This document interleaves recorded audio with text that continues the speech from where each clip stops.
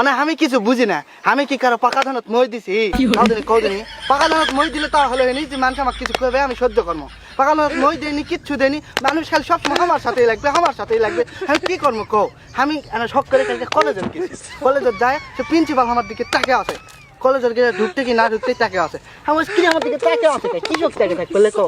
আমি কি ওই প্রিন্সিপালের পাকা ধানত মই দিছি লেখো? মই দিলে তো টাকা থাকবে নাকি?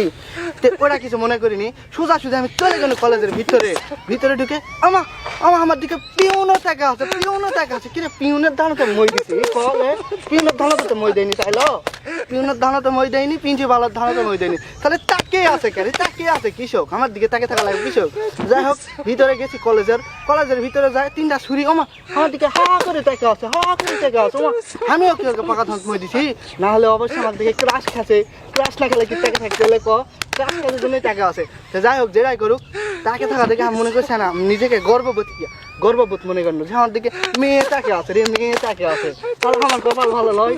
তো ওই জায়গার থেকে আমি ভিতরে গেছি, যাই দেখি যে ঘন্টা দেয় না দপ্তরি, ওই আমার দিকে তাকে আছে, ওই তাকে থাকতে দেখতে আমি খেয়াল করলো মুচকি হাসছে। দপ্তরে আবার ক্লাস খাবে কে?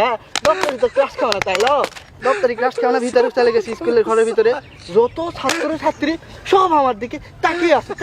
কি তাকিয়ে আছে কে? আমার দিকে তাকিয়ে থাকবে কৃষক? আমার দিকে তাকিয়ে থাকছে অবশ্যই কোনো কারণ আছে, কারণ ছাড়া তো জীবনে তাকিয়ে থাকবে না। এই তাকিয়ে থাকা দেখে আমি স্কুলের ঘরের ভিতর থেকে বার হয়েছি টয়লেটের জন্য। টয়লেটের যায় আমি বসবা লাগবো, এই সময় তাকে দেখি কেউ আমার দিকে তার ক্লাস খায়নি। আমার ছেলে প্যান্টের চেন খোলা আসলো, আমি বুঝিনি কেউ। আমার মান সম্মান সব শেষ। আমি মনে করছি সবাই আমার দিকে ক্লাস খাচ্ছে, ক্লাস খায়নি কেউ, সবাই চেন খোলা দেখে